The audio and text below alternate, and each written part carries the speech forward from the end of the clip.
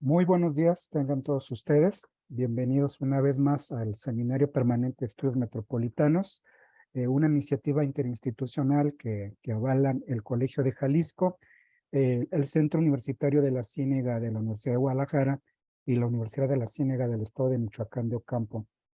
El día de hoy nos acompaña un invitado de lujo, de ahí que también por cuestiones del uso horario, como ustedes saben, estamos acostumbrados a transmitirlos a las 18 horas hora del centro de México, pero en esta ocasión nos acompaña el doctor Enrique Varela de la Universidad de Vigo, que por obviamente es por el uso horario, hemos transmitido la sesión a esta hora a las 10 de la mañana aquí en México.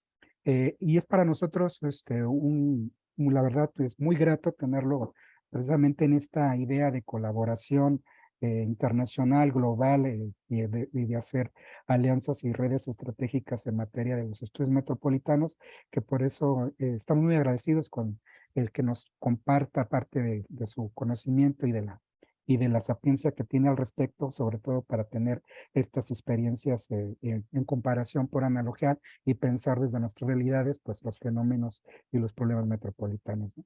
En ese sentido, el día de hoy el doctor Enrique Varela, investigador de la Universidad de Vigo, nos presentará su ponencia intitulada Las áreas metropolitanas en España, el caso de la no área metropolitana de Vigo. Y rápidamente me permito leer una breve reseña curricular, dándole la más de las cordiales bienvenidas, que se sienta en su casa y que lo aprovechemos quienes están de manera permanente en el seminario, que como ustedes saben, pueden hacer el uso de la voz, levantando la mano o en el chat planteando la pregunta, y quienes nos acompañen por vía de Facebook, pues plantear en el muro alguna pregunta, inquietud, y pues con muchísimo gusto le damos lectura al respecto. Este es un seminario un tanto abierto, es decir, que creemos y consideramos que no es necesario que nuestro ponente esté atado a un tiempo mínimo, que generalmente es de 20, sino que queremos aprovecharlo para hacer un debate y un intercambio de ideas. No quisiera dejar de pasar de señalar que nos acompaña digamos, en esta mesa virtual de alguna forma, la doctora Ramona Velázquez, que también ha sido partícipe en otros eventos que hemos tenido en el EMET, y entonces pues le damos la cordial de las bienvenidas a la doctora de la Universidad de la Guadalajara. El doctor Enrique José Varela Álvarez es doctor en Gobierno y Administración Pública por el Instituto Universitario de Investigación Ortega y Gasset de la Universidad Complutense de Madrid. En la actualidad es decano de la Facultad de Dirección y Gestión Pública de la Universidad de Vigo y presidente de la Confederación Interuniversitaria de Grados Administración Pública de España. Imparte docencia en el grado en Dirección y Gestión Pública y en el máster en Dirección Pública y Liderazgo Institucional desde hace más de una década. Es coordinador académico e investigador del Observatorio de Gobernanza G3, Universidad de Vigo, a lo largo de las últimas 2 décadas, y ha participado en diferentes proyectos de transferencia de conocimiento e investigación competitiva en el ámbito de la agenda urbana en España. Entre ellos, uno, la Ley Área Metropolitana de Vigo, una aproximación teórica desde la gobernanza, Consejería de la Presidencia, Administración Pública de Justicia de la Junta de Galicia, en 2005, dirigido por los profesores Rojo y Varela de la Universidad de Vigo, y segundo, Explorando Nuevas Políticas Urbanas, Ministerio de Educación y Ciencia de la Universidad Autónoma de Barcelona, por ustedes lo conocen, el reconocido doctor Joan Subirats, de la Universidad Autónoma de Barcelona, y en estos momentos forma parte del proyecto de investigación, desarrollo e innovación del Ministerio de Ciencia e Innovación, intitulado Gobernanza Metropolitana en España, Institucionalización y Modelos, Metrogop por sus siglas, dirigido por la profesora Mariana Tomás, de la Universidad de Barcelona, también muy reconocida pues, en estas temáticas y en el gremio a nivel mundial.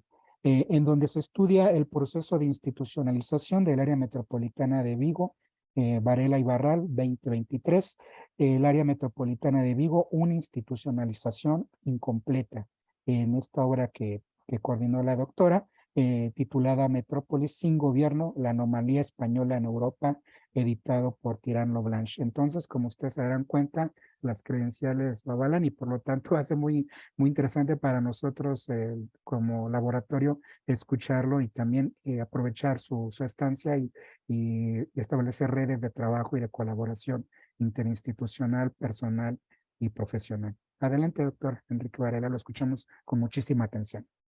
Bueno, para mí es un placer, doctor Alberto Arellano, bueno, pues darle curso a esta invitación que ya realizamos hace unos meses. Darle las gracias también a la profesora Ramona Velázquez por asistir y a la coordinación del colegio. Creo que sois un referente en México en ámbitos de estudios metropolitanos y estamos creo que en un momento dulce también en cuanto a los estudios. No es porque sean nuevos, sino porque es un momento, digamos, de crisis urbana y de ascenso metropolitano que conviene siempre reinterpretar, ¿no? En nuestro caso, a través de estudios. Acaba de salir publicado un libro al que voy a hacer referencia en esta conferencia, en esta breve conferencia, y en el cual lo que os voy a plantear a partir de ahora, en los próximos minutos, pues es una aproximación casi desde la periferia, pero una aproximación que forma parte del marco general de la construcción metropolitana en España, que, como dice el título del libro que acabamos de publicar y que edita y coordina la profesora Marina Tomás, pues bueno, pues resulta una anomalía en Europa, ¿no? Tal y como voy a defender.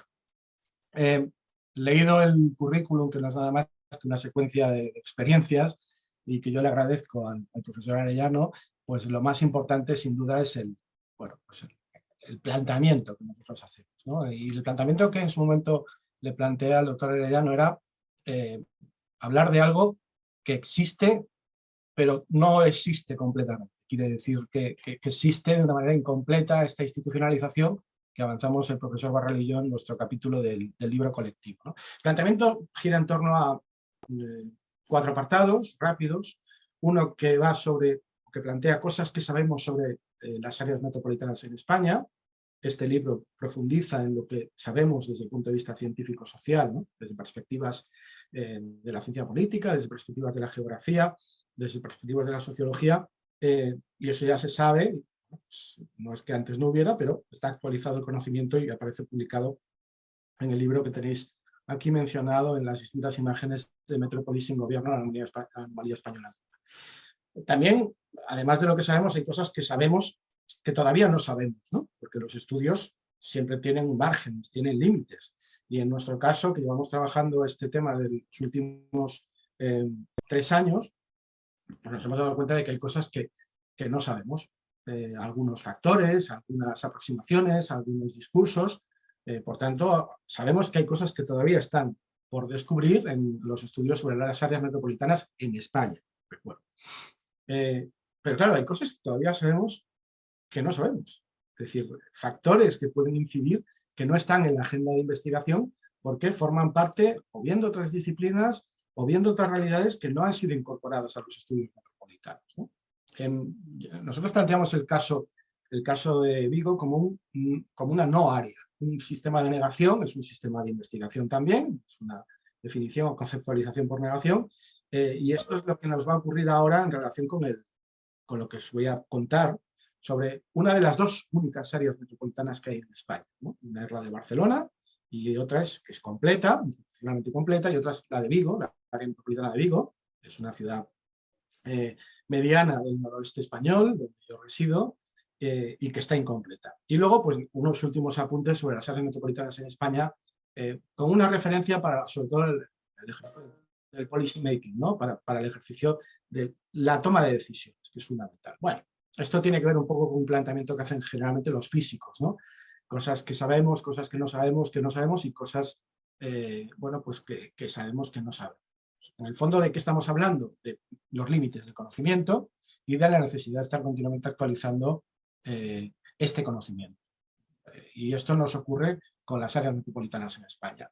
Y nos ocurre como una parte más de los esquemas de las ciencias sociales. La definición de conceptos, la creación de marcos analíticos, y en el caso además de las cuestiones institucionales, y la área metropolitana es un producto institucional, o las áreas metropolitanas, aún es mayor la complejidad, dada sobre todo pues, la última, digamos, vuelta de tuerca de los modelos públicos en relación con qué se hace, para qué se hace en un mundo muy volátil, muy exponencial y desde luego cada vez más confuso, ¿no? Esto no es que sea nuevo, pero sí es verdad que quizá lo más nuevo en relación con la complejidad, y sobre esto no voy a profundizar, pues tiene que ver un poco con la velocidad de los mundos institucionales. En el caso de las áreas metropolitanas, pues, evidentemente, tanto en el ámbito europeo, pero sobre todo en el ámbito español, tenemos que, digamos que remitirnos un poco a épocas recientes, a épocas del periodo democrático español reciente, ¿no? O a época de los periodos predemocráticos de los años 50 fundamentalmente, que es donde las grandes ciudades se consolidan como tales en el sistema urbano español. Y aún más, digamos, con la entrada de España en la Comunidad Económica Europea, en la Unión Europea, donde se inserta en un marco de europeización, en un marco más amplio y por tanto empieza a formar parte de un club donde todos los productos institucionales, incluidas las ciudades, pues, se orientan de una manera diferente y de una manera supuestamente más coordinada. Esto no va a ser así en el caso de las áreas metropolitanas en España, porque aunque llevamos ya desde el año 86, casi 40 años en la Unión Europea, pues como es posible comprobar, pues no seguimos las tradiciones metropolitanas europeas, y de ahí el título, ¿no? El título empíricamente demostrado que resulta la anomalía española. Por tanto, es posible hablar de europeización de las instituciones, de los sistemas de gobierno local y metropolitano, pero también es posible hablar de que no se ha conseguido, a pesar de ese marco general que impulsa pues, políticas de agenda urbana, políticas de recursos en relación con políticas públicas urbanas, que se haya conseguido implantar eso en un ámbito como el español, ¿no? El concepto de área metropolitana, además, es un concepto, como todos los conceptos contenedores que decía Sartori, complejo. Y hay que definirlo, y eso es uno de los primeros retos que hemos tenido que realizar en el proyecto, porque hay varias definiciones, ¿no? Y hay que conseguir aunar aquellas que son más estadísticas con aquellas que son más sociales, incluso más normativas, más legislativas, que no siempre coinciden. Lo vamos a ver después. Y por tanto hay que hacer ese esfuerzo porque de ahí tiene que ser una definición no de lo que es un área metropolitana, sino de cómo se establecen los sistemas de gobernanza metropolitana. No los sistemas ni legislativos ni jurídicos, que pueden estar más o menos definidos a raíz de determinadas construcciones estadísticas o de construcciones normativas, jurídico-formales, sino de los instrumentos que hacen válido el instrumento jurídico, es decir, la toma de decisiones y, por supuesto, el desarrollo de políticas públicas. Una de las dificultades en el caso español es que tenemos varios sistemas de definición. Había uno muy usado, muy recurrible, que era el de Feria, sobre las áreas metropolitanas, y había otro estadístico que habla de áreas urbanas funcionales, y teníamos que hacer algún tipo de acomodo, ¿no? Por lo menos de coordinación entre esos dos. ¿De qué nos hablaba en esas definiciones de áreas metropolitanas? Pues nos hablaba de complejidad básicamente porque en el sistema español, claro, las áreas metropolitanas, los gobiernos metropolitanos dependen de los gobiernos regionales. Con lo cual tenemos un problema multinivel también, tenemos un problema de descentralización, que es una descentralización política y administrativa, en el caso español, con las comunidades autónomas, y el sistema de gobierno local y el sistema de gobierno metropolitano, como una parte de él, pues son subproductos, en este caso, de acuerdos entre el sistema multinivel estatal y autonómico. Y hay un asimétrico rendimiento autonómico que ya ha sido demostrado por el profesor Jan Subirats y varios de sus colegas desde hace ya 30 años en algunos estudios previos. Es decir, hay un rendimiento autonómico, significa que hay diferentes sistemas de consolidación de normas, de productos institucionales, entre los cuales están los modelos de gobierno local y gobierno metropolitano, hasta el punto de que podemos hablar de neocentralismo de base regional, podemos hablar de bifrontismo local, es decir, el sistema local, el sistema de ciudades, dependiente de la comunidad autónoma, del gobierno, de los gobiernos autonómicos y del gobierno central. Eso es lo que supone ese bifrontismo local, ¿no? Incluso hay quien habla de trifrontismo, porque la Unión Europea define también realidades locales. En todo caso, fijaos que al final lo local se queda como un sujeto que depende un poco de ese acuerdo multinivel entre la Unión Europea, el gobierno del Estado español y el gobierno de los estados autonómicos. Hasta el punto de que podemos definir que no hay una gobernanza autonómica a día de hoy, ¿no? Es muy difícil, por tanto, establecer un solo sistema o una sola definición de áreas metropolitanas en España cuando dependen de esta complejidad de 17 gobiernos autonómicos desarrollando sus modelos. A estas dificultades también le podemos añadir, obviamente, estas particularidades de los sistemas urbanos dentro de cada estado, ¿no? Hablamos de territorios, hablamos de sociedades, de modelos demográficos, de sistemas de políticas públicas, de territorios más vinculados con economías de costa o de interior, con temas básicamente de desarrollo de talento, de sistemas de innovación. Por tanto, este contexto, esta necesaria contextualización nos lleva a plantear una amplia diversidad, una simetría y una amplia diversidad de modelos de áreas metropolitanas en España. En definitiva, sobre las áreas metropolitanas sabemos de la dificultad para trabajar con los conceptos de metrópolis y de urbanas, ¿no? Y ahí el reto fundamental del proyecto en el que hemos trabajado y que hemos publicado, pues está el desarrollo de un modelo de comparación, que no siempre es fácil, es más, es muy difícil, y esto sí supone, bueno, pues igualar áreas metropolitanas o intentos metropolitanos que no son en absoluto igualables, es decir, no tienen ni los mismos contextos ni los mismos desarrollos, ¿no? Claro, esto supone que a partir del modelo de Barcelona, que es el modelo consolidado, el modelo de la metropolitana de Barcelona, podemos definir el resto de los modelos metropolitanos, pero lo definimos por la parte superior, es decir, por los desarrollos completos. Y lo que yo digo, lo que decidimos hacer en el caso del área metropolitana de Vigo, es definirlo por abajo, es decir, por los mínimos. En el medio están los intentos metropolitanos, que no necesariamente se consolidan ni en leyes, ni se consolidan en instituciones, y se quedan en el ámbito de las áreas urbanas funcionales, es decir, del funcionamiento como metrópolis, pero sin institución metropolitana. En el caso del área de Vigo se define como negación, porque es un área metropolitana, es una de las dos únicas áreas legalmente constituidas, pero está judicializada, está interrumpida por un conflicto intergubernamental. Esto nos lleva a pensar que tenemos diferentes niveles y grados de madurez metropolitana en España. Y esto es lo que obviamente sale del estudio empírico que hemos desarrollado, ¿no? Tanto en Barcelona como en Sevilla, como capital de la Comunidad Autónoma de Andalucía, Valencia, capital de la Comunidad Autónoma de Valencia, Madrid, capital de la Comunidad Autónoma de Madrid, Vigo, como la gran, digamos, metrópolis, aunque hay otra que no se incluye en el estudio, de la Comunidad Autónoma de Galicia, y Bilbao, de la Comunidad Autónoma del País Vasco, de Euskadi.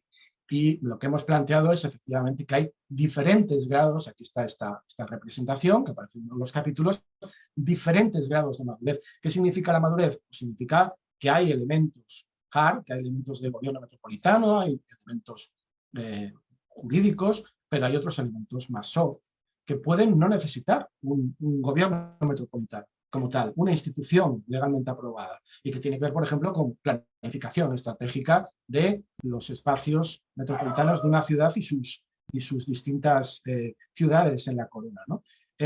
La comparación del grado de madurez nos está diciendo no es posible comparar realidades asimétricas más que plantarlas en un esquema general de diferentes niveles, de asimetrías.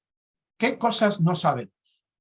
Sabemos que no sabemos. Bueno, sabemos poco sobre las metropolitanas, siempre en un contexto dado y para una evolución institucional del poder territorial y político administrativo determinado. Es decir, hasta que no nos ponemos a estudiar el modelo español, hace unos años, pues era difícil plantear este modelo de madurez o este modelo que definimos finalmente como una anomalía en el sistema europeo. ¿Y por qué ha habido que hacerlo? Pues porque ha habido que comparar con elementos duros y elementos blandos cuestiones que a priori pueden parecer muy similares, ¿no? Por ejemplo, ¿qué dice el gobierno de la Comunidad Autónoma de Valencia en relación con las áreas metropolitanas? ¿Qué dice el de Barcelona, en Cataluña, o qué dice el de Madrid? Son, a pesar de definiciones metropolitanas, realidades institucionales totalmente diferentes. Por tanto, hay que compararlas. También somos capaces de intuir, es decir, que sabemos que no sabemos, que hay elementos y procesos que se nos escapan. Por ejemplo, ya anticipo, voy a hacer un poco de spoiler, pues los elementos que forman parte un poco de la dialéctica, de la tensión, de la confrontación entre líderes políticos. Es decir, el liderazgo político incluso el personalismo político o las relaciones personales entre líderes políticos afectan estas dimensiones psicopolíticas, pues sí afectan. Doctor Varela, perdón, ¿Sí? creo que quería compartir algo, ¿no? Hasta ahorita no nos ha compartido, todavía no está en la parte, está en la parte de contextualización e introducción, lo digo para el material de apoyo que tenía a la mano. No está, solamente lo estamos mirando a usted. Pues de todas formas yo tengo aquí... Ok, nada más es una cuestión técnica, perdón por la interrupción. no, pero digo que yo estoy viendo la presentación, lo que no sé si la veis vosotros, claro. No, nosotros no la estamos mirando, por eso me atreví a interrumpirlo. Pues en principio debería estar, Ok. porque yo la subí antes. Esperamos para que cuando usted nos diga, le decimos que con todo le confirmamos que ya se está ¿Ahora? presente. ¿Ahora la estáis Eh, viendo? Ahora sí, adelante, perdón por la interrupción. Nada, nada, perfecto. Perfecto. Lo que os estaba contando básicamente era el planteamiento que os hago de las cosas que sabemos que no sabemos, ¿no? Esto es lo que os decía de que hay una senda de dependencia que tenemos que analizar en cada una de las, obviamente, comunidades autónomas. El contexto es un enlace, es un link que hemos perdido, decía Christopher Pollitt, ¿no? Y debemos recuperar la contingencia, debemos recuperar el contexto y lo debemos recuperar para poder hacer buenas comparaciones, como nos dice Ben Frieder, ¿no? Y esta senda de dependencia no va a generalizar el desarrollo metropolitano en estados que son complejos, bien sea el caso de México, bien sea el caso de Estados Unidos, bien sea el caso de España o de Alemania. Hablamos de estados complejos cuando hablamos de estados con una dimensión federal o cuasi federal significativa, relevante, ¿no? Por tanto, la senda de dependencia va a haber que desarrollarla de una manera muy minuciosa, estableciendo elementos de comparación que puedan incluso a veces violentar los sistemas jurídicos, es decir, incorporando nuevas dimensiones como pueden ser estas que yo os cuento de las dimensiones psicopolíticas, por ejemplo, ¿no?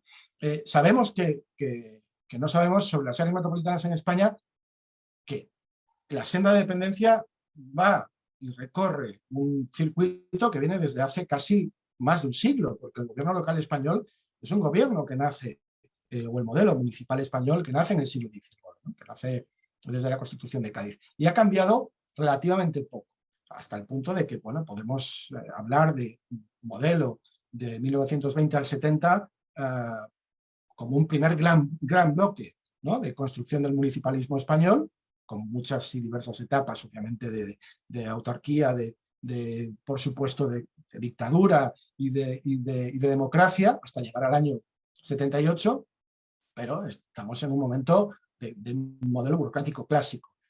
Se establece otro modelo a partir, obviamente, de la Constitución española, que nos lleva a la construcción de nuestro modelo urbano, sobre todo en la década de los 80 y parte de los 90. Y ahí introducimos lógicas ya más gerenciales. Y de los 90 hasta aquí, lo que tenemos es una construcción del modelo de ciudad, de los modelos de grandes ciudades, que son ciudades medias en Europa. Obviamente, cuando hablamos de ciudades, la escala es importante, ¿no? En el caso europeo ya no son las grandes ciudades del siglo XVIII y del siglo XIX, son ciudades pequeñas en relación con el sistema geopolítico urbano mundial. Y claro, ya estamos hablando de modelos que intentan establecer sistemas de gobernanza. Es decir, no un sistema legal, un sistema jurídico, un sistema de gestión de servicios básicos, sino un modelo más complejo, donde hay jerarquías, donde hay procesos, donde hay nuevos movimientos sociales y nuevas políticas de bienestar. Nosotros, por tanto, lo más difícil que tuvimos que hacer en un momento determinado fue acordar qué era el hecho metropolitano y establecer una definición morfológica y una definición funcional que complementara las definiciones jurídicas y las definiciones populares. Porque, obviamente, los usuarios, los ciudadanos de un espacio metropolitano pueden considerar que hay un área metropolitana a pesar de que no existe como tal. Incluso funciona como tal porque hay sistemas de transporte, pero no están acordados, son sistemas informales, o hay sistemas de servicios sociales que pueden compartirse en determinados ayuntamientos de la primera corona, pero no están institucionalizados. Por lo tanto, hubo que hacer esa definición académica y estadística que nos llevó tiempo, ¿no? Eso nos llevó a plantear que, de alguna manera, el área metropolitana de Barcelona era la paradigmática. Y el resto, pues éramos una especie de pruebas que hemos ido haciendo a lo largo de las décadas en las principales ciudades, obviamente, de España. Estamos hablando de las grandes ciudades de España, estamos hablando, por supuesto, de Madrid, como primera gran ciudad, que Madrid y Barcelona, una tiene área metropolitana, la otra no la tiene, y ahí se incluyen también pues, Valencia, se incluye Bilbao, se incluye Sevilla, podríamos incluir otras, es el caso de Zaragoza, podríamos incluir Murcia, incluimos Vigo como una ciudad, gran ciudad, es una ciudad que no llega a los 300.000 habitantes, pero se considera una gran ciudad en el sistema urbano español. Esto nos determina que el área metropolitana de Barcelona es el caso paradigmático, es el único caso homologable. Cuidado con lo de homologable, porque, insisto, el área metropolitana de Vigo también lo es, pero con ese matiz de que no hay una consolidación institucional porque está denunciada, está judicializada entre los dos grandes actores del sistema político gallego, que es el gobierno de la comunidad autónoma, el gobierno del Estado, en este caso gallego, y la propia estructura de gobierno del área metropolitana y algunos de los ayuntamientos de ese área. Por tanto, están las dos constituidas, aunque una está denunciada y la otra funciona con plenas facultades. Y en el medio está el resto de ciudades que no tienen un sistema institucional definido como tal, no tiene un gobierno, no tiene una norma, no tiene unas políticas. ¿Bien? Hay muchas causas, no vamos a entrar, lo tenéis obviamente en el libro si lo queréis, que lo podemos compartir. En nuestro caso, ¿por qué decidimos hacer un no área metropolitana? Bueno, pues porque seguimos y siguiendo a Ben Fliber, estimamos que hay que hacerlo en base a la creación de casos extremos o desviados. Y el caso de Vigo es ese extremo desviado, ¿no? Obtener información sobre casos inusuales también determina un modelo científico de aproximación a un sujeto o a un objeto de conocimiento. Y esto lo incluimos como tal y es el objeto de esta conferencia sobre sistemas urbanos y metropolitanos. Establecimos varias, digamos, dimensiones, ¿no? Duras y blandas. No voy a entrar en las duras, tienen que ver con los sistemas jurídicos, con los sistemas de toma de decisiones recogidos en las leyes, con los sistemas de acuerdos internos, sino en otras que son más blandas, que tienen que ver, por ejemplo, con la toma de posición de los partidos políticos que están dentro del área metropolitana, dentro de los ayuntamientos, los gobiernos municipales del área metropolitana y los gobiernos de los estados. Porque los partidos políticos tienen peso independientemente de su peso en el sistema de gobernanza metropolitano. Los poderes institucionales y las dimensiones de cooperación y conflicto intergubernamental son claves. De hecho, en el estudio que hemos hecho resulta uno de los elementos de fracaso, la falta de cooperación, en el caso concreto de Vigo, el predominio del conflicto, fundamentalmente. Existen también dimensiones ocultas en el poder administrativo que tiene que ver con cómo se comportan los altos funcionarios, los altos empleados públicos en relación con la toma de decisiones en el sistema de gobernanza urbana. También cómo se comportan los actores empresariales, actores no gubernamentales, la ciudadanía organizada o no organizada. Nosotros hemos realizado hasta 20 encuestas con actores de los distintos ayuntamientos del área metropolitana para saber qué es lo que ellos opinaban en relación con la situación actual del área metropolitana de Vigo, que lo tenemos también en el capítulo. Y por último, el poder del liderazgo institucional y el juego o la dimensión humana entre personas. Porque no se nos escapa que una cosa es el planteamiento de un político, de una política en un partido representando un ayuntamiento del área metropolitana, un gobierno local, y otra cosa es esa persona como persona humana que tiene una relación más próxima o más distante por una cuestión a veces simplemente de empatía, por una cuestión de proximidad, por una cuestión de experiencias entre los sujetos, unos en un nivel local y otros en un nivel de gobierno estatal o autonómico.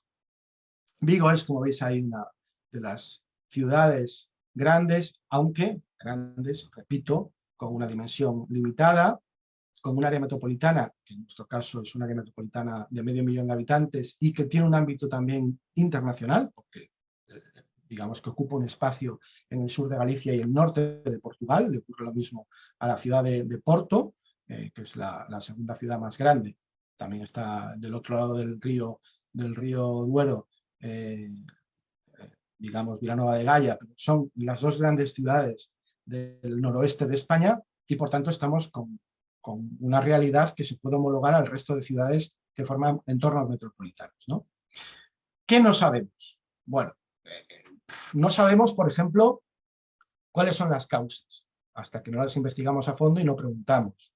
Y hay causas que tienen que ver con un proceso histórico, es decir, cuál es la cultura sobre la cual se han construido los ayuntamientos y los sistemas de gobierno regional a lo largo, sobre todo, de estas últimas décadas, fundamentalmente, cómo se construyen desde la comunidad autónoma, desde los gobiernos regionales, porque, insisto, depende de ellos fundamentalmente el planteamiento de crear o no y de cómo crearlo, y es una cuestión que en el caso europeo, pero en el caso español tiene mucho sentido.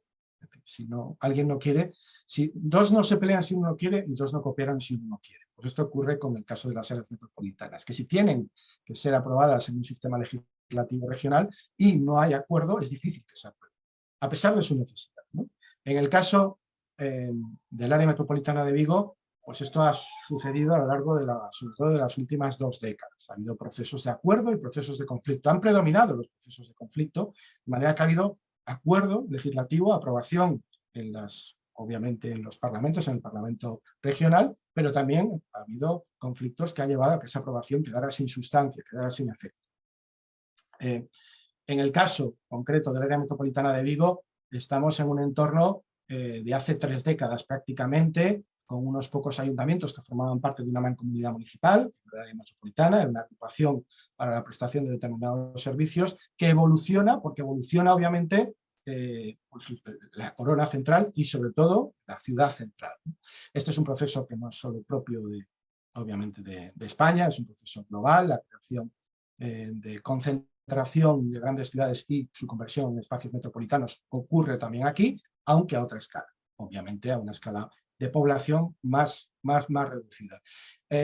Esto implica que, obviamente, los municipios que tenían una capacidad muy autárquica, una capacidad muy personal y muy individualista de hacer política, pues se han tenido que empezar a ver las caras y han tenido que desarrollar estrategias al menos de complementariedad en algunos casos y en otras incluso de cooperación directa, ¿no?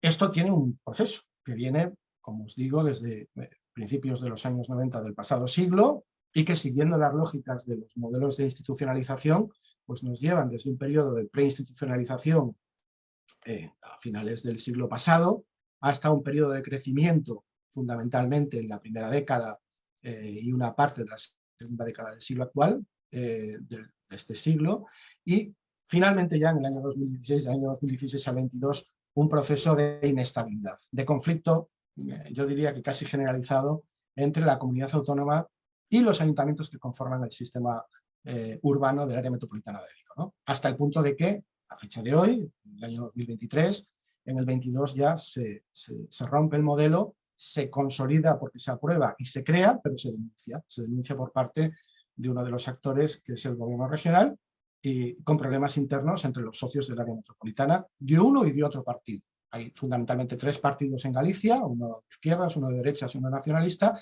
pero los que realmente tienen el peso para incorporar esa serie de vetos son los de izquierdas y los de derechas, y ellos, entre ellos, y hay posiciones también individuales, pues provocan una ruptura de ese modelo. Creado, pero incompleto. Ese es el trabajo. Esta es una figura que hemos desarrollado para que se pueda ver, pues, desde el Estatuto de Autonomía de Galicia, para que veáis el peso que tiene la creación autonómica, ¿no? La creación regional en el sistema de normas, incluidas las locales, en el caso gallego, que nos lleva desde la aprobación del Estatuto en el año 81, que es el Estatuto, la norma básica, la Constitución regional, hasta el año 21, siguiendo una serie de hitos de aprobación de leyes de administración local y de leyes de aprobación metropolitana, hasta que pues la ley del año 2016 se crea en el 2012, se crea en el 2016 y se denuncia, y hay una sentencia en el año 22 que deja sin efecto la Constitución. Hay muchos ejemplos, no vamos a entrar aquí, pero hay muchos ejemplos de por qué se denuncia. Hay ejemplos desde política de transportes hasta cuestiones que tienen que ver con ya os digo, las dimensiones personales de los líderes locales y regionales, ¿no? Nosotros hemos realizado varias entrevistas a actores que son básicamente alcaldes y alcaldesas, al sistema de gestión económico, asociaciones de empresarios, asociaciones de vecinos representativos, no solo del área metropolitana de Vigo, sino del fuera del externo al área metropolitana de Vigo, y podemos encontrar opiniones de muy diversa índole en relación de por qué no funciona el sistema de área metropolitana de Vigo aprobado legalmente. Aquí veis, el Parlamento aprueba por unanimidad el área metropolitana, el Parlamento de Galicia, el juez anula la puesta en marcha del área, pero valida su constitución y su presidencia. Hay un conflicto latente y un conflicto que explota y que lleva, pues, veis ahí, los alcaldes renuevan el transporte metropolitano, que es el gran caballo de batalla, es la excusa, no se ponen de acuerdo los alcaldes sobre si tienen que pagar el transporte metropolitano, lo tiene que pagar el gobierno regional, y estas, digamos, lo que yo entiendo que es un sainete, es una especie de escenario de confrontación, básicamente en los medios, pero que es una excusa, ¿no? O la excusa no es nunca una razón, es decir, que no haya un plan metropolitano, que uno lo tenga que pagar los ayuntamientos o que lo tengan que pagar la comunidad autónoma, el gobierno regional, sino que hay más factores, ¿no? Que eso es lo que nos sale en las entrevistas, ¿no? Este sainete, por supuesto, nos determina que no se quiere que haya área metropolitana. Se quiere desde el punto de vista legal, pero no se quiere desde el punto de vista de los partidos políticos y de los representantes, de los máximos líderes de los partidos políticos en el ámbito urbano, en el ámbito metropolitano y en el ámbito regional. Y no se quiere porque en algunos casos hay incluso barreras bueno, pues personales. Barreras personales tienen que ver con falta de confianza absoluta entre los máximos representantes del gobierno regional y los máximos representantes de los gobiernos urbanos que forman parte de ese entramado metropolitano. Nosotros hemos, ya os digo, realizado entrevistas a varios alcaldes, hemos realizado entrevistas a institutos de estudios, a gerentes de mancomunidades, a asociaciones de vecinos, confederaciones de empresarios, autoridades portuarias, sectores del ámbito social, sectores del ámbito empresarial y sectores del ámbito puramente político. Todos quieren el área metropolitana, pero todos saben que existen bloqueos de uno y de otro lado que hacen imposible que exista una institucionalización completa, como le podría ocurrir al área metropolitana de Barcelona. En uno de los textos decimos en el capítulo: el espacio metropolitano es defendido por actores políticos, sociales y económicos de los municipios del área metropolitana y del espacio urbano funcional. Es decir, no solo por los que integran el área metropolitana actual, sino por los que están en su entorno. Y además es considerada una institución necesaria para gestionar las agendas complejas que debe asumir el territorio del sur de Galicia en las próximas décadas. Pero a pesar de ese diagnóstico, contado en el cualitativo que hemos desarrollado, las barreras son superiores el conflicto superior a la cooperación.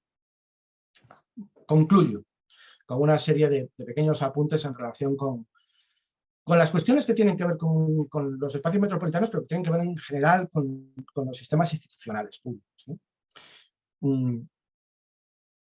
El problema es que estamos analizando instituciones, en este caso urbanas, de ámbito metropolitano, sin pensar en la complejidad actual. Quiero decir, arrastrando toda la carga, digamos, de experiencia, toda la carga legislativa, toda la carga jurídica, toda la carga económica, todas esas realidades que dicen que es necesario que haya, es preciso que se pongan en marcha, es preciso que cooperen, pero sin incorporar la complejidad actual que tiene que ver con el peso que los distintos actores sociales, económicos y políticos tienen.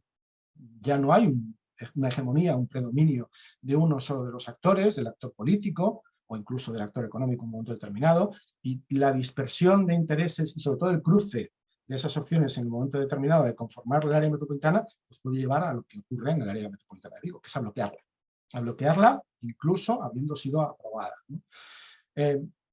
Las áreas metropolitanas, la definamos como la definamos, jurídica o funcionalmente, son una buena institución, una buena plataforma. Sin embargo, y los resultados en España en este estudio así lo dicen, no son queridas por los actores tanto políticos como económicos, como incluso yo diría que los sociales.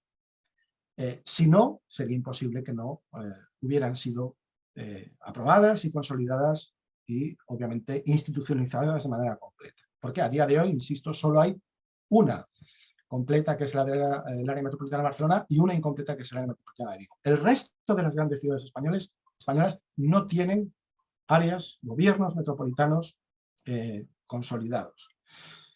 Desde mi punto de vista, y pensando en los que tienen que tomar las decisiones, ¿no?, en los gobiernos regionales y en los gobiernos locales, hay que conjugar esas miradas nuevas y miradas viejas. Y obviamente hay una parte que no sabemos hacer, me incluyo, quiero decir, en el policy making nos incluimos también los académicos, que es integrar, es coordinar, es hacer síntesis de miradas políticas, de miradas técnicas, de miradas del expertise, de miradas ciudadanas y de miradas simplemente humanas. Quiero decir, no estamos acostumbrados, no estamos socializados en lógicas de cooperación institucional. Nos resulta más fácil a todos plantearnos pues una lógica jurídica, un planteamiento, eso es fácil, aprobar una norma o no, es tan fácil aprobarla como derogarla, pero es fácil, lo que no es tan fácil es ponerla en marcha, ¿no? Y ahí es donde, digamos, que los sistemas se atascan, incluso habiendo sido aprobados, como es el caso de Vigo, ¿no?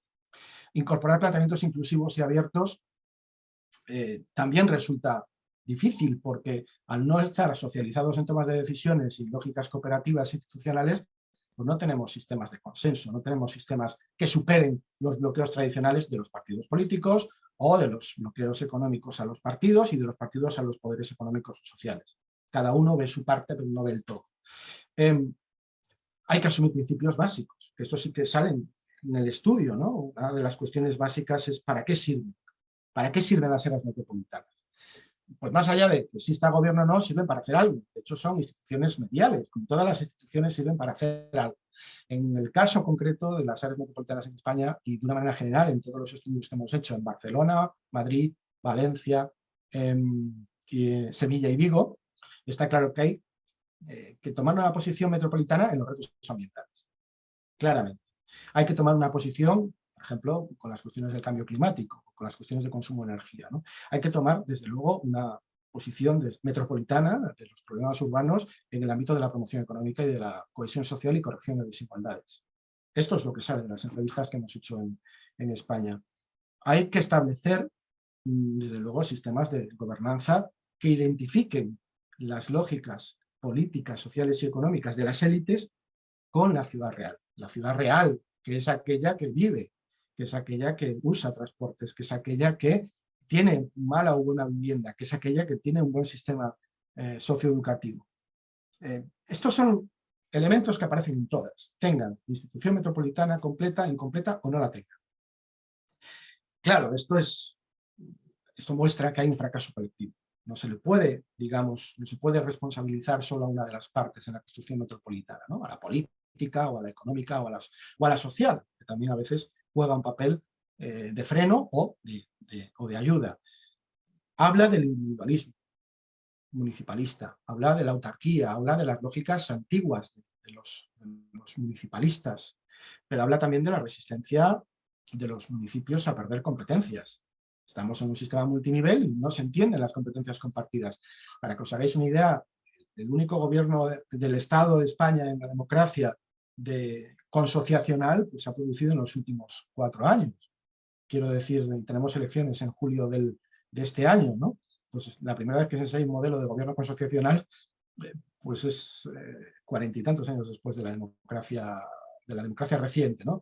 Esto es más fácil de plantear en ámbitos municipales, sin embargo, se sigue sin interiorizar la lógica no dentro de un gobierno municipal consociacional, sino de ese gobierno municipal con el resto de gobiernos municipales del entorno y con el resto de actores multinivel, por ejemplo, el gobierno regional. Hay una falta clara de un enfoque estratégico, hay un punto clave que es la voluntad política. Cuando se pregunta, todo el mundo quiere, pero todo el mundo hace responsable, al contrario, de la falta de consensos y de acuerdos para conseguir esa institucionalización. Hay una falta de definición transversal del problema local, del problema urbano, y el área metropolitana, las áreas metropolitanas, los gobiernos y la gobernanza metropolitana deben favorecer esa transversalidad.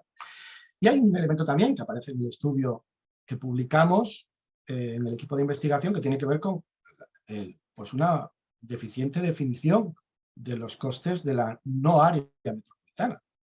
¿Qué supone que no exista un área metropolitana? ¿No? Está sin evaluar, está sin incorporar al gap urbano, y no solo del municipio central, sino de todos los municipios de la Corona, incluso del sistema multinivel, regional y estatal.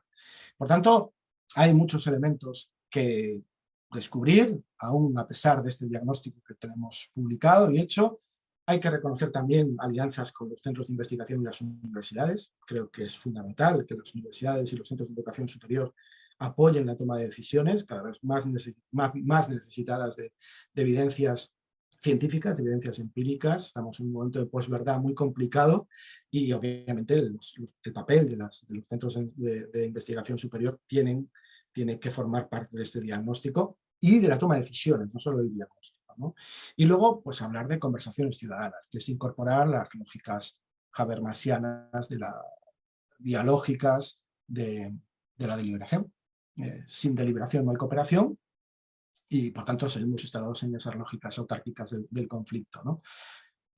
Bueno, esto es básicamente lo que os puedo contar en relación con el estudio de la no área metropolitana de Vigo, del por qué no se produce. Está resumido en el capítulo en torno a una serie de preguntas y una serie de respuestas de los actores del área metropolitana, y que, bueno, pues me queda a vuestra disposición para plantear preguntas y algunas respuestas que pueda dar, que seguro que no a todas puedo responder. Gracias. Al contrario, doctor Varela, muy interesante. Digo, cuando en lo personal yo lo escuchaba, me da pie para, bueno, yo no quisiera yo acaparar el micrófono, pero precisamente conociendo en una estancia el área metropolitana de Barcelona, me pareció muy interesante y ojalá tenga oportunidad de plantear una inquietud para que ahonde más en a qué se debe esta situación. No sin antes mejor darles el uso de la voz a nuestros participantes del seminario. Si quieren levantar la mano, con muchísimo gusto le damos el uso del micrófono. Y si en tanto, bueno, ahorita está la doctora Ramona Velázquez y por el chat hay un par de preguntas. Entonces, adelante la doctora Ramona Velázquez para plantear su pregunta. Bueno, pues más que nada agradecerle al doctor Enrique que nos da este planteamiento y nos presenta también pues lo complejo y las problemáticas que se dan en este territorio metropolitano, ¿no? Y sobre todo a mí me lleva mucho con su planteamiento a la reflexión. Es decir, ya trabajando en territorio, trabajando en áreas metropolitanas, se debe de tener muy bien claro este trabajo que se hace de forma transversal, de forma horizontal y también de forma vertical. Es decir, trabajar de forma colaborativa con otras instancias hacia arriba, con otras instancias, en el caso de México que tenemos municipios, y también de forma transversal con otros municipios que están como al mismo nivel. Pero creo que hay un punto muy importante donde debemos de reconocer que no todos parten de las mismas capacidades institucionales y que eso nos genera un problema al momento de poder colaborar. Y también me genera una inquietud sobre cómo buscar estos instrumentos que ayuden a incentivar esta forma de colaborar, esta forma, porque al momento de delegar o al momento de colaborar, también estás participando, pero estás delegando ciertas cuestiones para que pueda trabajar de forma ahora sí que más metropolitana y no de forma local. Entonces, estos perfiles por los cuales usted hablaba de personas o personajes en específico que de alguna manera se pueden llevar el crédito y eso es lo que genera cierta incertidumbre o incluso, no sé cómo le podríamos llamar a ese calificativo, donde no genera incentivos para poder colaborar porque el que va a brillar es otro y no desde el área donde yo estoy, ¿no? Entonces, ahí, bueno, agradecerle y sí, su reflexión me lleva mucho más a pensar en estos instrumentos que nos ayuden a la colaboración, a generar estos incentivos, no solamente individuales, sino que mucho más colectivos. Y bueno, partiendo de la heterogeneidad que tenemos institucional, ¿no? Que algunos podrán tener una visión mucho más global, una visión mucho más amplia, pero habrá instituciones que en realidad tienen otro tipo de capacidades. Muchas gracias, doctor Enrique. Sin duda, profesora Velázquez. A ver, yo creo que hay que ser y cada vez más con este modelo de complejidad volátil y fugaz y exponencial que tenemos, pragmáticos, ¿no? Y eso ya lo decía Sartori, la ciencia sin comparación no es ciencia. Bueno, pero claro, ¿cuáles son las bases de la comparación? Y las bases de la comparación nos lleva a la simetría, y hay que introducir la simetría como un elemento natural.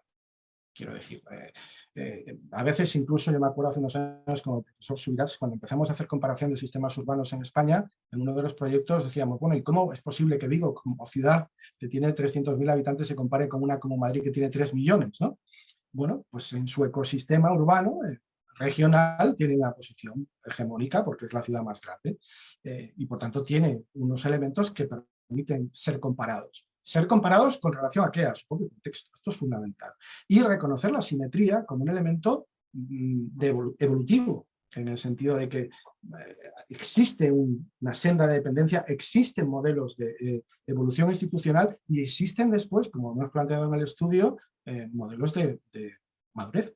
Quiero decir, eso no implica que no se puedan comparar, al contrario, pero implica que seamos conscientes de esa contingencia que decía antes, de ese contexto, porque sin él nos perdemos, y obviamente pues plantear hasta el punto de que cuando empezamos el estudio no quedaba tan claro que Vigo fuera un área metropolitana y tuvimos que acabar el estudio para decir sí, efectivamente Vigo lo es, aunque es incompleta desde el punto de vista institucional por una serie de motivos que también argumentamos en el capítulo, ¿no? Y que estaban ocultos. Bueno, pues esto es lo que forma parte de la dimensión académica que nos toca plantear, que es esas dimensiones claras, esas menos claras, las duras, las blandas, las que no aparecen.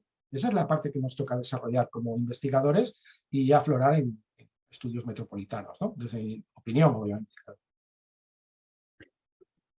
Muy bien, voy a permitirme plantear, leer por el chat que envió Luis Fernando Delgado Trejo de la Universidad Autónoma Metropolitana Unidad Iztapalapa. Las siguientes preguntas, doctor, son varias por si quiere tomar nota o revisarlas al mismo tiempo para que le permitan establecer pues una respuesta global.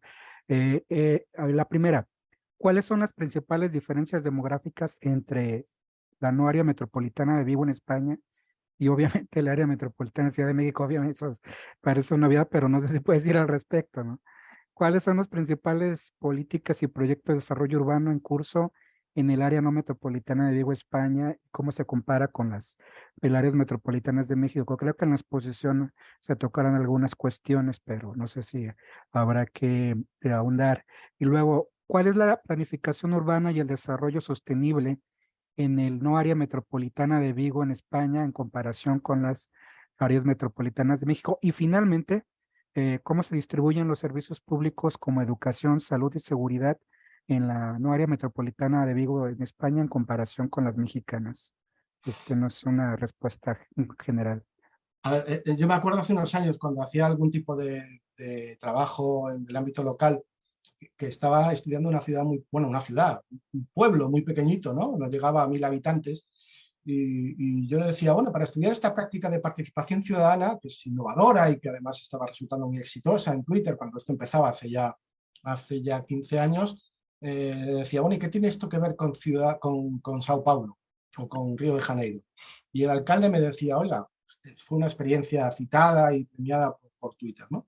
Y me decía, pues mire, imagínese 1 millón de ciudades pequeñas como la mía o pueblos pequeños, eso es Río de Janeiro. Pues lleve usted la experiencia a escala. Evidentemente esto no se puede hacer nada más que en un laboratorio, ¿vale? Pero digamos que establecer una escala de comparación entre Vigo, por ejemplo, que tiene 300.000 habitantes, y Ciudad de México, pues es lo mismo que hacerlo Madrid-Ciudad de México.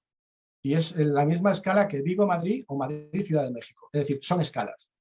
Es más importante, desde mi punto de vista, que las escalas, que determinan después, obviamente, su propia senda de dependencia, su propio contexto, su propia evolución institucional, es en qué marco estatal e internacional se asienta. Por ejemplo, en el caso de Vigo, Vigo, igual que Barcelona, igual que Madrid, se inserta en un marco europeo.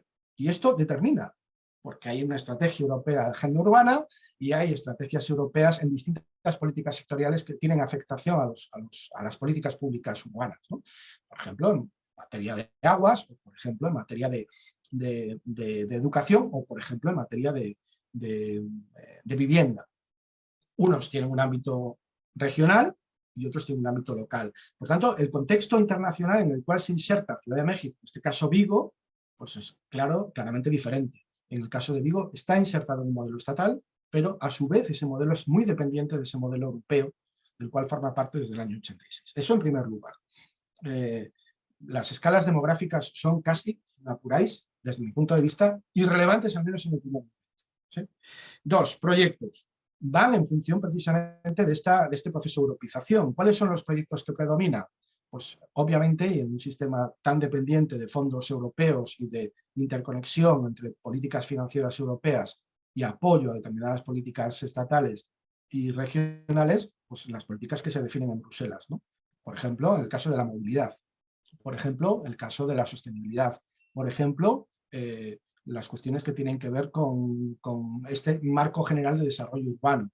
Es decir, movilidad es un ejemplo, claro, y movilidad no se puede analizar ni en Barcelona ni en Vigo sin enfocar cuál es ese marco español en el caso europeo.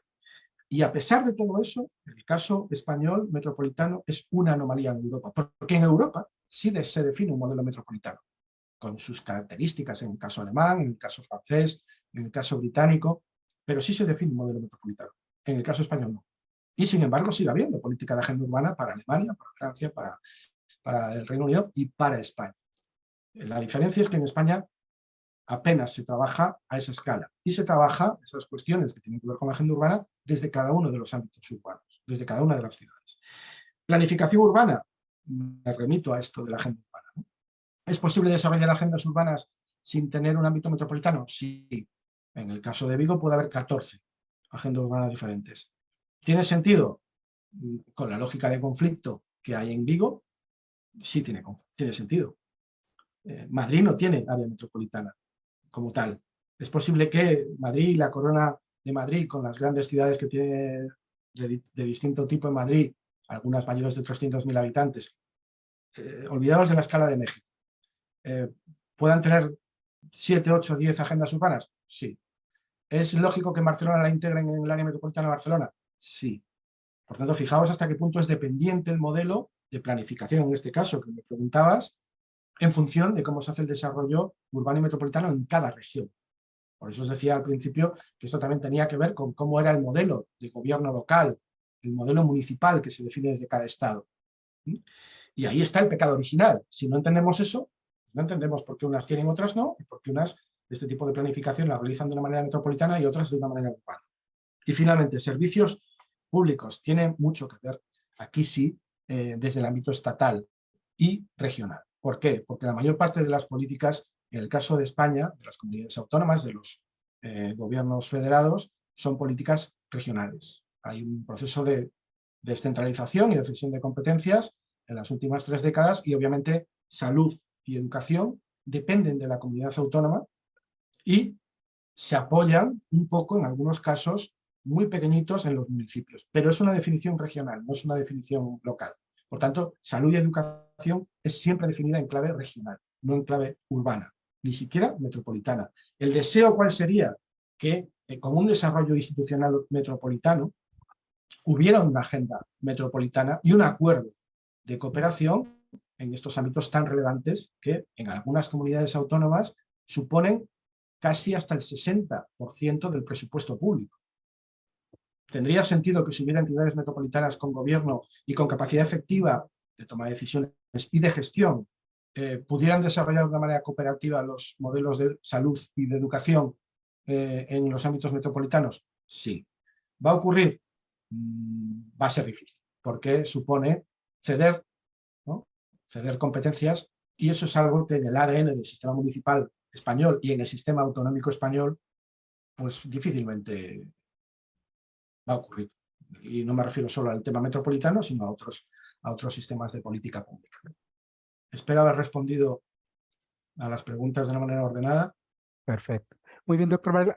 Voy a invitar, mientras recordándoles a los del seminario permanente, digo, si quieren hacer una pregunta, levantar la mano virtual y les doy el uso del micrófono. No sin antes, a mí sí me gustaría, en tanto se animan, plantearlo lo siguiente, como sobre todo para ahondar.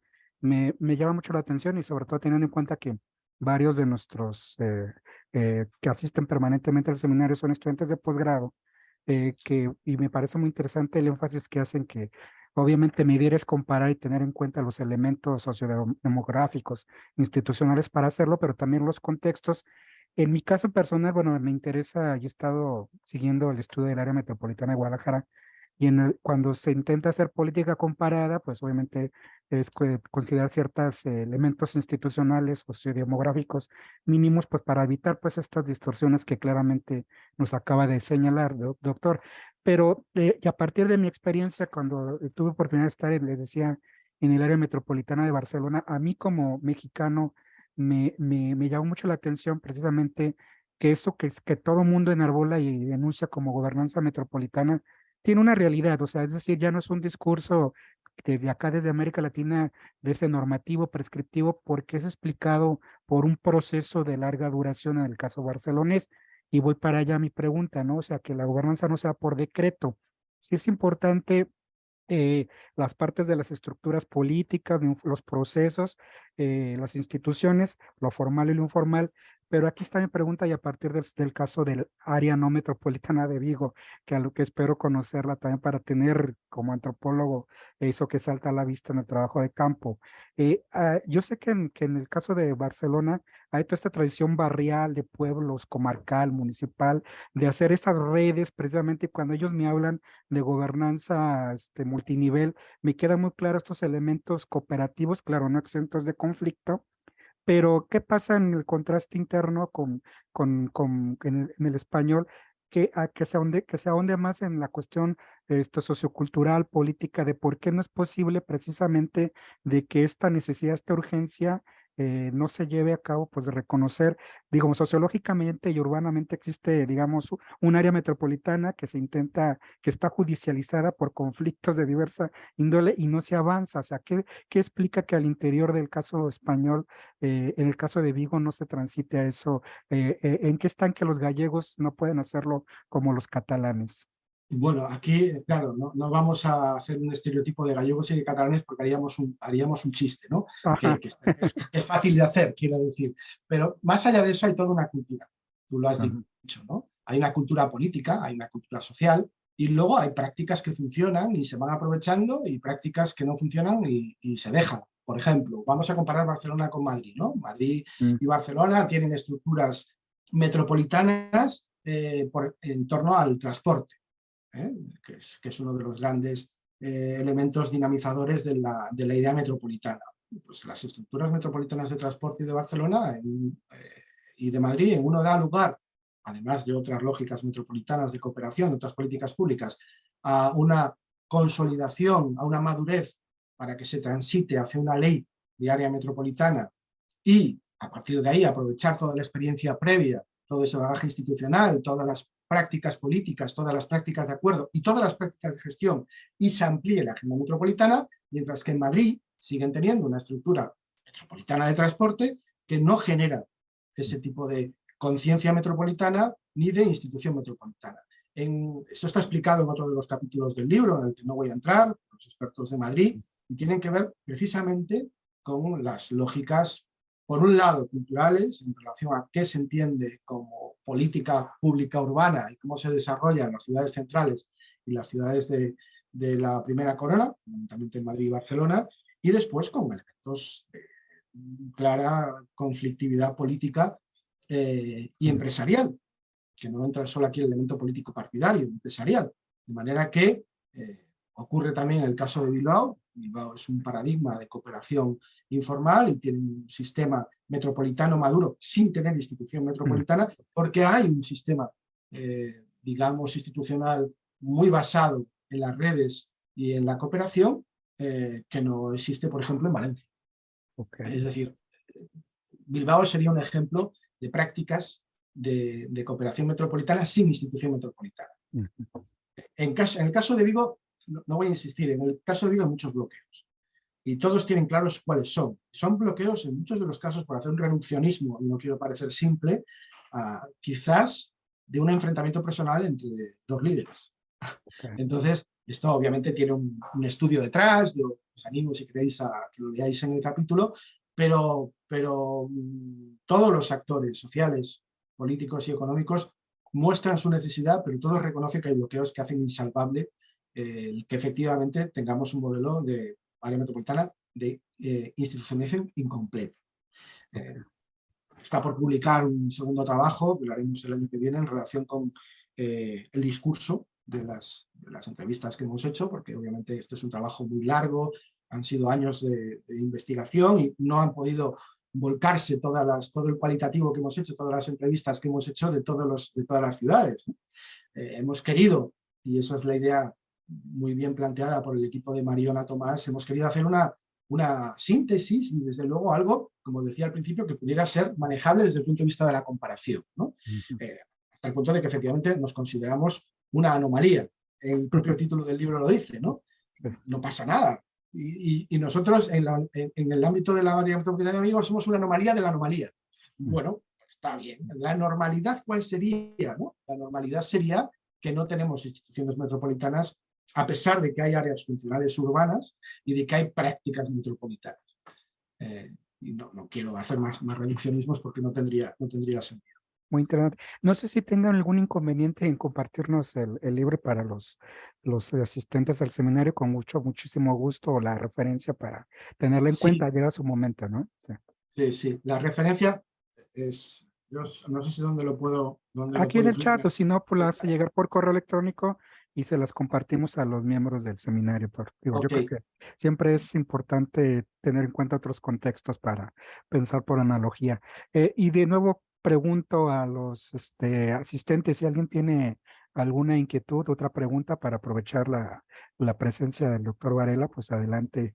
En el chat no hay nada, estoy viendo acá en el Facebook tampoco, pues no sé si sea por la hora que muchos en México estén trabajando, pero pues están conectados. Héctor Castellanos es un asiduo asistente del seminario y plantea muy buenas preguntas. Adelante. Os acabo de compartir el link a la editorial. Muchas gracias. Si lo pueden ver, adelante. Sí, adelante. Doctor. Sí, doctor. Si bien no tengo tanta la experiencia del caso en específico que nos está hablando, desde su experiencia y pues la característica de esta no área metropolitana que nos está, o desde esa hipótesis de la que usted trabajó, ¿qué paradigmas o qué elementos son los que terminan articulando estas áreas metropolitanas? Sin lugar a dudas, digo, en el contexto mexicano, se dio mucho la proliferación por el tema de los recursos que eran asignados, pero desde mi experiencia en el trabajo intermunicipal y la manera en cómo operan más las mancomunidades o cómo existen esos esquemas de colaboración en España, qué tan factible, no solamente en el área de Vigo, es la configuración o el sentido de pertenencia de una delimitación administrativa y cómo lo toma la sociedad. Es decir, qué tanto sentido de pertenencia tienen. Robert Putnam en su momento pues establecía pues esto, que hay sociedades que sí tienen cierta afinidad o ciertas responsabilidades o apego o esta socialidad, pero pues en el caso mexicano es muy complejo que la misma sociedad sea consciente de estos mecanismos administrativos. Pero así plantearía más bien mi pregunta. Gracias. Sí, gracias. Está bien planteada porque las cuestiones de capital social tienen que ver con las cuestiones culturales, ¿no? Y por eso la raíz, yo os decía al principio que, claro, analizar el gobierno municipal en España sin entender que nuestro modelo local viene del siglo XIX, básicamente desde la Constitución de Cádiz. La Constitución de Cádiz decía básicamente a cada pueblo su ayuntamiento, es decir, recordar que tenemos 8.100 municipios en España. 8.100 municipios son muchos. Y en Portugal hay 306 nada más. Y en Europa en los últimos 20 años ha habido 30 años un esfuerzo por simplificar, por reducir, por fusionar municipios, que aquí en España no ha ocurrido. Es decir, aquí en España no existen lógicas de fusión municipal más allá de las meras anecdóticas. Lo que ha habido incluso es segregaciones. En todo caso, claro, si dos sociedades dos estructuras sociales que apoyan a ambas municipalidades quieren, es más fácil, pero ni aún así está garantizado, al menos en el ámbito español, que las élites locales lo quieran. Y las élites locales, repito, no son solo las políticas, pueden ser también las económicas, por muchas razones, porque a lo mejor las élites económicas tienen interés en seguir influyendo en las élites políticas de su municipio. Y un municipio mancomunado pues pierde poder porque tiene que acordar políticas transversales. Aquí en España ha habido lógicas de cooperación municipal antes de las áreas metropolitanas en virtud de las mancomunidades de municipios, ¿no? Y de los consorcios.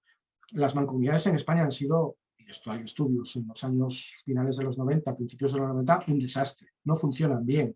No hay sistemas más allá de los que se crean y solo se crean entre ámbitos municipales, no interviene para nada la comunidad autónoma, pero no funcionan nada más que algunos. Las plurifuncionales con muchas funciones no funcionan, las monofuncionales que cumplen una sola actividad, como puede ser la gestión de residuos o la gestión de aguas, tienen más éxito, pero no funcionan porque los mecanismos de los que parten los acuerdos son siempre unilaterales, son siempre jerárquicos, corresponden a cada municipio, de manera que es muy difícil establecer una articulación transversal de un problema en un territorio más allá de su propio límite municipal. Y eso forma parte de la cultura, y de la cultura política, no de la cultura social. Hasta el punto, insisto, que puede ocurrir que haya acuerdo social, pero no hay acuerdo político, ¿no? O incluso no hay acuerdo económico, que también ocurre, que es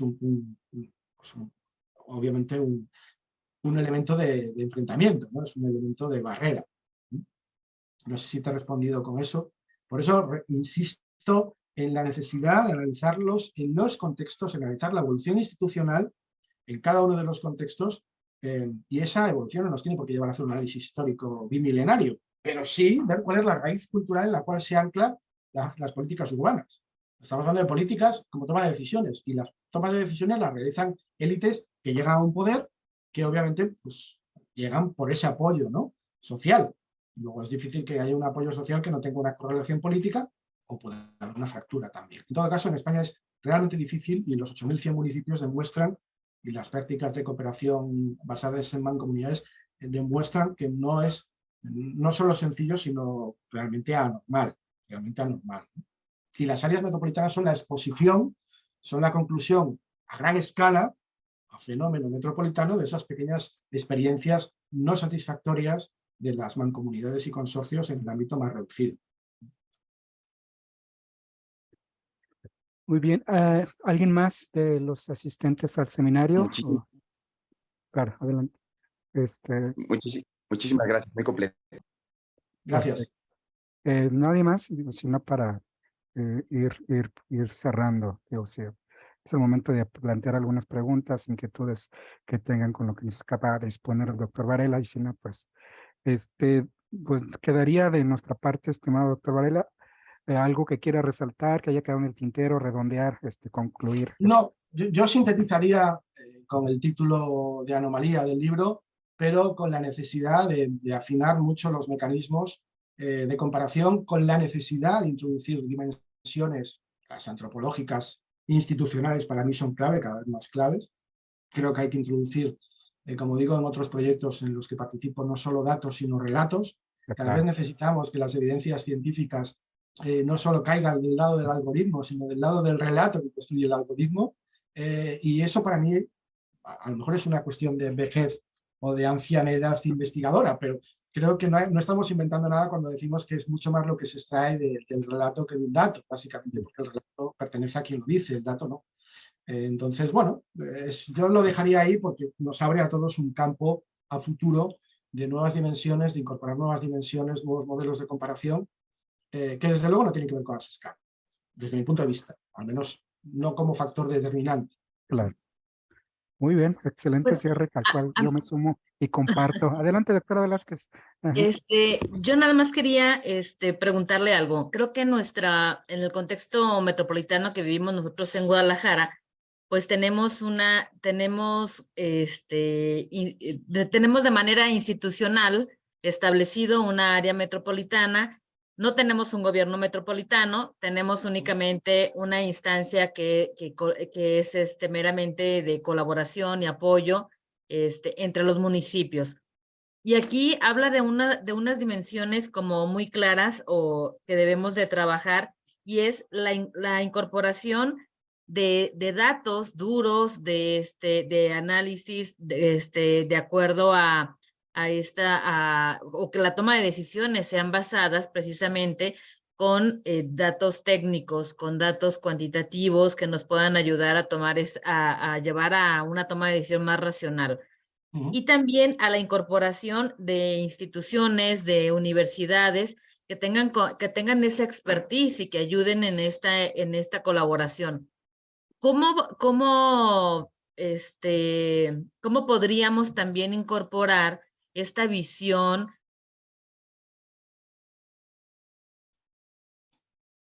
metropolitanos, que si bien es como limitada a nivel municipal por una cuestión de simpatía, de interés, de conocimiento, etcétera, ¿no? Muchas variables que puedan limitar esta participación, pero ¿cómo podemos o cómo se ha podido trabajar hacia esa participación o esa integración también de ciudadanos o de organizaciones civiles a esta toma de decisiones? A ver, es fundamental. El problema está en qué valor le damos. Quiero decir, uno de los elementos que hacen que haya área metropolitana en Vigo surge de que llaman una iniciativa legislativa popular, que es una propuesta al Parlamento, al legislador, de un colectivo, ¿vale? Consiguiendo las firmas adecuadas. Bueno, este es uno de los motores por los cuales hay una aprobación de una ley metropolitana en Galicia. Es decir, hay una aspiración municipal o de grupos de municipios, pero realmente quien lo impulsa es una federación de municipios en un momento determinado, ¿no? ¿Esto qué quiere decir? Quiere decir que hay participación y que hay interés. Pero la pregunta para mí no es esa, es ¿a qué responde ese interés? Y claro, uno si analiza y entrevista básicamente a los actores de esas asociaciones y de esos gobiernos municipales, se da cuenta de que hay un interés político. Y entonces el interés político de esa asociación responde a los intereses, a lo mejor, de un partido político, con lo cual ya estamos planteando que la dimensión de la participación ciudadana en sí misma tiene valor, pero no es ese valor absoluto democrático que decía antes de la deliberación, del modelo habermasiano, de las cuestiones ideológicas. Tiene obviamente un interés, igual que lo tienen las asociaciones de empresarios, igual que lo tienen los partidos políticos. Por tanto, yo no situaría toda la legitimidad en una aportación obviamente de un colectivo social, sino de por qué ese colectivo social aporta, igual que tampoco lo situaría en el ámbito de las universidades o de los centros de investigación superior. ¿Por qué? Bueno, pues porque nosotros mismos hemos participado a demanda, es decir, pedido, solicitado por el gobierno autonómico, realizar un estudio, estoy hablando del año 2006, un estudio sobre el área metropolitana de Vigo. Ha pasado ya casi 20 años. Bueno, podrían ustedes decir, pues ustedes han trabajado para el gobierno autonómico gallego. Pues sí, en su momento sí, como muchos otros. ¿Qué ocurre? Que hay más estudios pagados y informados, que a lo mejor pues, fue en un momento determinado, una posición determinada, que no se sostiene con el tiempo, porque hay otros momentos determinados con otros partidos que tienen otras posiciones. Quiero decir, no se puede hacer una foto fija, ni de la participación democrática, ni del expertise de ningún tipo. Por eso hay que hacer ese análisis evolutivo, institucional, y con el de los actores que participan, porque los actores tampoco mantienen un único planteamiento en relación con el problema metropolitano. Evolucionan, y evolucionan en función de quién representa a los actores, quiénes son los líderes, quiénes son las élites de cada uno de los grupos de actores. Por eso para mí es tan importante la cuestión antropológica, la cuestión interpretativista, es decir, preguntar, porque el discurso nos va a dar cambios, ¿no? Y nos va a dar, sobre todo, contradicciones, que es la parte interesante de nuestra investigación. Hasta el punto de saber que efectivamente no es tan fácil decir yo quiero como que exista esa área metropolitana, ¿no? O decir todos, como dicen en el área metropolitana de Vigo, que todos quieren, pero que todos sepan que no se puede por los bloqueos cruzados que se establecen entre los actores y entre los líderes de cada uno de los grupos de actores, que a veces ni siquiera coinciden. Doctor Varela, ya estamos en el cierre, pero creo que despertó otras inquietudes. Voy a permitirme leer ahora que llegó una una pregunta por Facebook del doctor Magdiel Gómez, que es también integrante y coordinador del Laboratorio de Estudios Metropolitanos adscrito al Centro Universitario de la Ciénega de la Universidad de Guadalajara. Y leo textualmente que dice: felicitaciones por las extraordinarias reflexiones, y la pregunta es la siguiente: ¿las no áreas metropolitanas serán tendencia para formar nuevos conceptos de ciudad?